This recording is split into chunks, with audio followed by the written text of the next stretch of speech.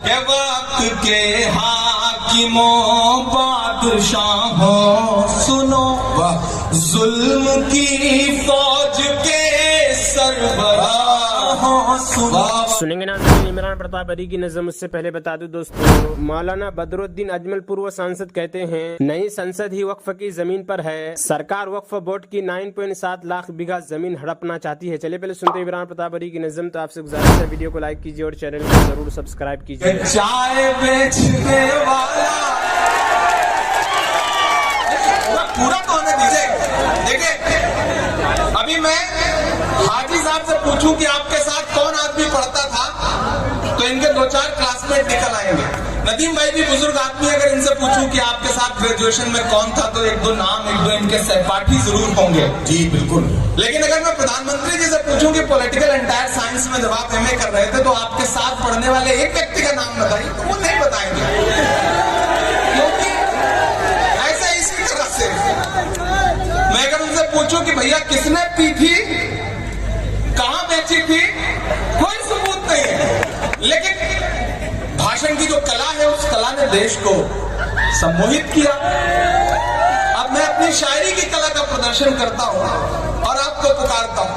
कहां सोया है चौकीदार, कहां सोया है चौकीदार, गैस सिलेंडर की कीमत भी 1000 के पार। कहां सोया चौकीदार, कहां सोया है चौकीदार।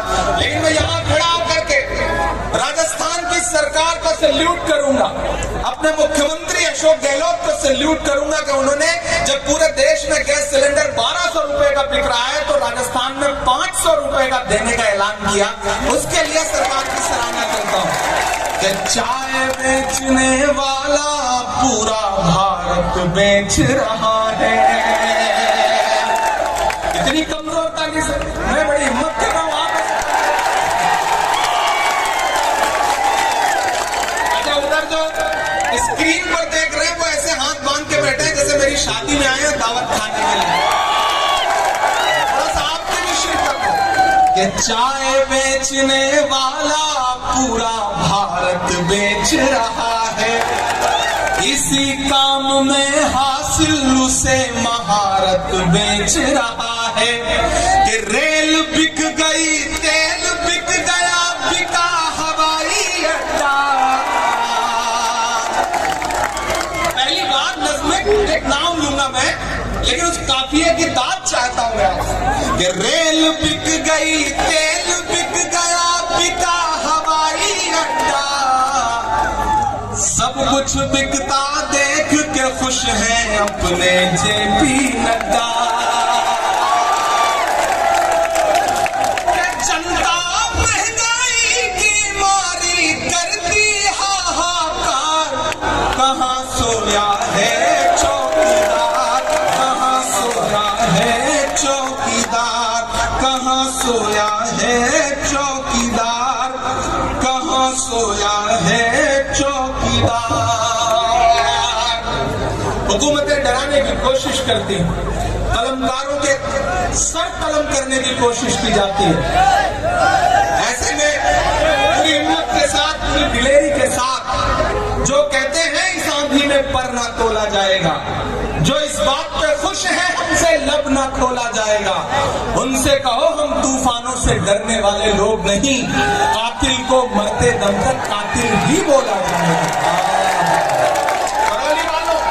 मैं एक नज़्म सुनाता हूँ आपको, आप बड़ी मोहब्बत से, बड़ी दुआओं के साथ सुन रहे कि वक्त के हाकिमों बादशाहों सुनो। क्या कहना वाह वाह वाह। के वक्त के हाकिमों बादशाहों सुनो, जुल्म की फौज के सरबराहों सुनो। वाह वाह वाह वाह। कुछ बातें मेरे शायर दोस्त गवाह हैं। जब मुझसे कहा जाता था कि इमरान सच बोलो लेकिन इतना भी सच मत बोलो, इतना भी तीखा मत बोलो, इतना भी तीखा मत बोलो, तब मैं उनसे कहता था कि लबों पर हम सजा कर आयते कुरान निकले हैं, वतन पर मरने मिटने का लिए अरमान निकले हैं। जमाना अगर तुला है जान लेने पर तो क्या डरना, हथेली पर सजाकर हम भी अपनी जान लेते हैं। मैं नज्म पढ़ता हूँ और आपसे दुआएं मांगता हूँ, आपको पुकारता हूँ। दोस्तों, इमरान प्रतापगढ़ी की नज़्म सुनने के बाद आप अपनी राय में क्या करना चाहते हैं वो नीचे कमेंट बॉक्स में जरूर बताएं। हजरत अबू हुरैरा रज़ियल्लाहु अन्हु फरमाते हैं कि रसूलुल्लाह सल्लल्लाहु अलैहि वसल्लम ने सदका फित्र की निगरानी पर मुझे मुकर्रर फरमाया था। एक शख्स आया और दोनों हाथ भरकर गल्ला लेने लगा। मैंने उसे पकड़ लिया और कहा, मैं तुझे ज़रूर रसूलुल्लाह सल्लल्लाहु अलैहि वसल्लम के पास ले चलूँगा। उसने कहा, मैं एक मोहताज हूँ, मेरे ऊपर मेरे अहलो अयाल का बोझ है और मैं सख्त ज़रूरतमंद हूँ। और हज़रत अबू हुरैरा फरमाते हैं कि मैंने उसे छोड़ दिया। जब सुबह हुई तो नबी करीम सल्लल्लाहु अलैहि वसल्लम ने मुझसे फरमाया, अबू हुरैरा, तुम्हारे कैदी ने कल रात क्या किया था? अल्लाह ताला ने आपको इस वाक़या की खबर दे दी थी। मैंने अर्ज़ किया, रसूलल्लाह, उसने अपनी शदीद ज़रूरत और अहलो अयाल के बोझ की शिकायत की, इसलिए मुझे इस पर रहम आया और मैंने उसे छोड़ दिया। आप सल्लल्लाहु अलैहि वसल्लम ने फरमाया, ख़बरदार रहना, उसने तुमसे झूठ बोला है, वो दोबारा आएगा। मुझे रसूलुल्लाह सल्लल्लाहु अलैहि वसल्लम के फरमान की वजह से यकीन हो गया कि वो दोबारा आएगा। चुनांचे मैं उसकी ताक में लगा रहा। वो आया और अपने दोनों हाथों से गल्ला भरना शुरू कर दिया। मैंने उसे पकड़ लिया, कहा कि मैं तुझे रसूलुल्लाह सल्लल्लाहु अलैहि वसल्लम के पास ज़रूर ले जाऊंगा।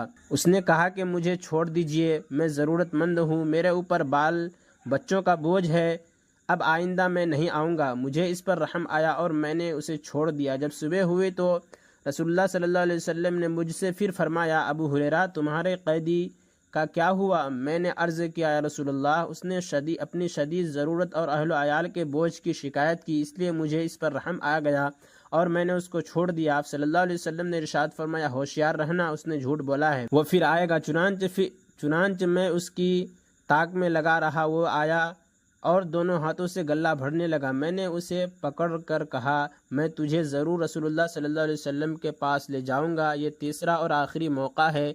तूने क्या कहा था, आइंदा नहीं आऊँगा, मगर तू फिर आ गया। उसने कहा, मुझे छोड़ दो, मैं तुम्हें ऐसे कलिमात सिखाऊंगा कि अल्लाह ताला उनकी वजह से तुम्हें नफ़ा पहुंचाएंगे। मैंने कहा, वो कलिमा क्या है? उसने कहा, जब तुम अपने बिस्तर पर लेटने लगो तो आयतुल कुर्सी पढ़ लिया करो। तुम्हारे लिए अल्लाह ताला की तरफ से एक हिफाजत करने वाला मुकर्रर रहेगा और सुबह तक कोई शैतान तुम्हारे करीब नहीं आएगा।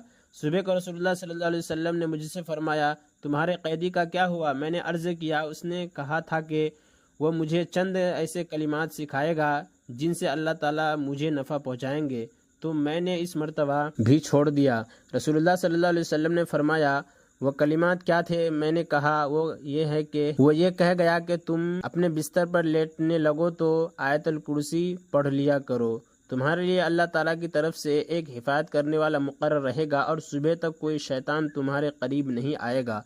रावी कहते हैं कि सहाबा किराम रज़ियल्लाहु अन्हुम खैर के कामों में बहुत ज़्यादा हरीस थे, इसलिए आखिरी मर्तबा खैर की बात सुनकर उसे छोड़ दिया। आप सल्लल्लाहु अलैहि वसल्लम ने इरशाद फरमाया, गौर से सुनो, अगरचे वो झूठा है लेकिन तुमसे सच बोल गया। अबू हुरैरा, तुम जानते हो तुम 3 रातों से किससे बातें कर रहे थे? मैंने कहा, नहीं। आप सल्लल्लाहु अलैहि वसल्लम ने इरशाद फरमाया, वो शैतान था जो इस तरह मकरो फरेब से सदक़ात के माल में कमी करने आया था। हज़रत अबू अय्यूब अंसारी रज़ियल्लाहु अन्हु की रिवायत में है कि शैतान ने यूँ कहा, तुम अपने घर में आयतुल कुर्सी पढ़ा करो, तुम्हारे पास कोई शैतान जिन वगैरह न आएगा। हज़रत नौमान बिन बशीर रज़ियल्लाहु अन्हुमा रिवायत करते हैं कि नबी करीम सल्लल्लाहु अलैहि वसल्लम ने इरशाद फरमाया, आसमान और ज़मीन की पैदाइश से 2000 साल पहले अल्लाह ताला ने किताब लिखी। इस किताब में से 2 आयतें नाजिल फरमाई जिन पर अल्लाह ताला ने सूरह बकरा को ख़त्म फरमाया। ये आयतें जिन मकान में 3 रात तक पढ़ी जाती रहे, शैतान उसके नज़दीक भी नहीं आता।